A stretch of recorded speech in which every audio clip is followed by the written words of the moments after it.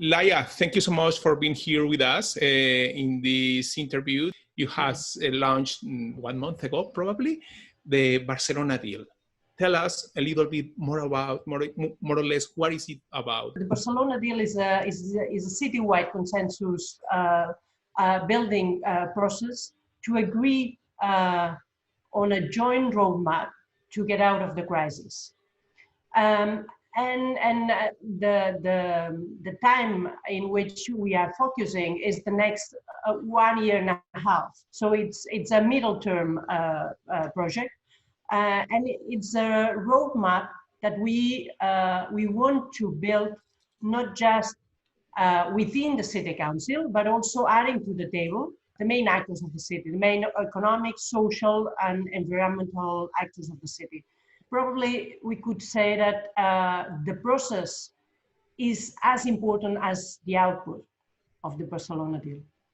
So consensus with all city stakeholders, beyond political actors, so beyond political groups represented in at the city council, building this vision of what should be the way out of the crisis in Barcelona, involving in this process all the stakeholders of the city, implies a co-responsibility also in the implementation of this roadmap. Who is leading this initiative at this moment? How can we say, how do you do that? In fact, we are leading all together. We even decide to offer to be the chair of each of the sectorial groups that we created beyond the main table, to offer the chair, the role of chair of these groups to the opposition, to the political parties represented or political groups represented there at the city council, and the sectors. So, as I said, we had the idea to build a table to reach a joint roadmap. But then one of the main difficulties we had was the number of actors or stakeholders invited to the table. So we didn't have time to make a consultation. We need to take a decision, to make a decision very, very urgent. And we wanted to, as I said, strengthen local democracy. That meant including at the decision-making process new actors, not just the traditional ones, as many as possible, but at the same time, making the decision-making process effective. So we couldn't have a table with 400 actors. So we considered the operative perspective also, and then we decided beyond the main table, we decided to create 4 thematic groups, one about economical recovery, the second one about creating a new model of city considering the new normality.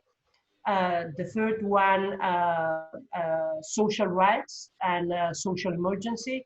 And the last one, working on education, culture, science, and the international perspective of the city.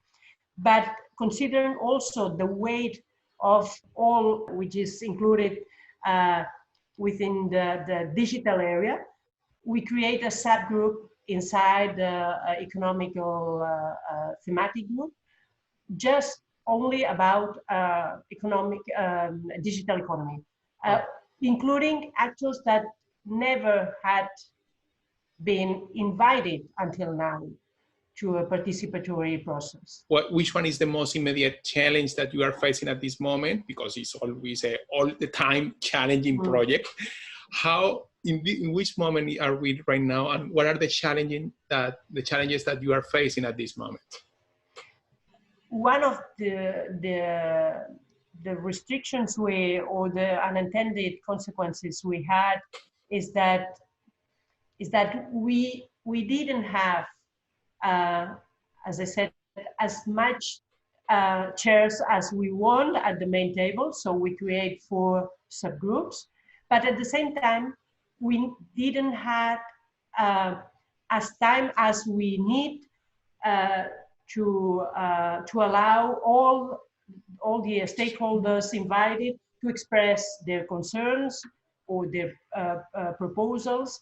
So we make sure, what we made sure is that every actor invited could send their proposals, and the work done by each thematic group will be added to the main document.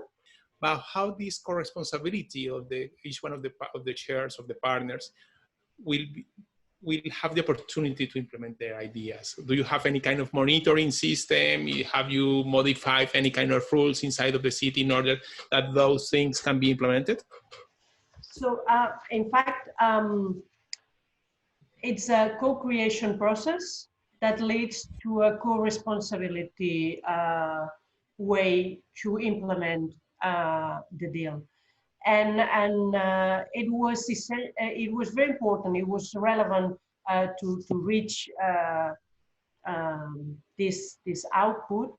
The decision of creating a monitoring of the actions impact to a set of follow-up indicators. Okay, how do you communicate this to the community? So at the beginning, when we announced the project, it was announced in a very traditional way. But obviously, what is important here is all the stakeholders that can represent the city are invited. They bring also the message to their sectors. Which could be the main lessons that you would think that could be interesting for the other cities? I think the first one is that even in a very, very, very difficult situation, we have found an opportunity to learn, to experiment, and to find a new way to participate, or new participatory mechanisms, where flexibility is very important, or has been very important. So the second lesson may be that sometimes you don't need to change rules. You just need to have the will, the political will, and obviously to find the consensus. Another lesson, I think that, and probably one of the most important ones, is that participation with a purpose is better. So if we don't know, but if we had tried this new decision-making process without the situation of the post-pandemic crisis in our city, I don't know if it would have worked like it's working now. The last lesson would be that this process has shown us that compromise is useful. And this is a very, very, very important message.